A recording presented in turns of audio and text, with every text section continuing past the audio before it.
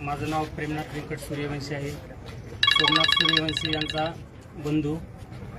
ज्या ठिकाणी माझ्या भावाचा घात झालेला आहे त्या ठिकाणी माझ्या भावाचे पार्थिव घेऊन जायचं आहे, तिथूनच मला न्याय भेटणार आहे। जो व्यक्ती डॉक्टर बाबासाहेब आंबेडकर यांच्या संविधानाचा विटंबना करतोय त्या व्यक्तीला पोलीस शासन सुरक्षा देतो आणि जो निरपराध आहे, जो संविधानाचा मान सन्मान करतो, कायद्याचा अभ्यास करतो, तो त्या व्यक्तीला पोलीस प्रशासन डायरेक्ट जीवे मारून टाकलेले आहे। आमचा डायरेक्ट त्यांच्यावरती आरोप आहे पोलीस प्रशासनावरती।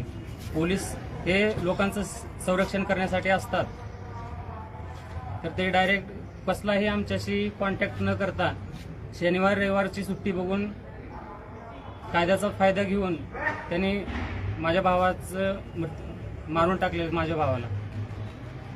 आणि त्याचं पार्थिव आम्ही आता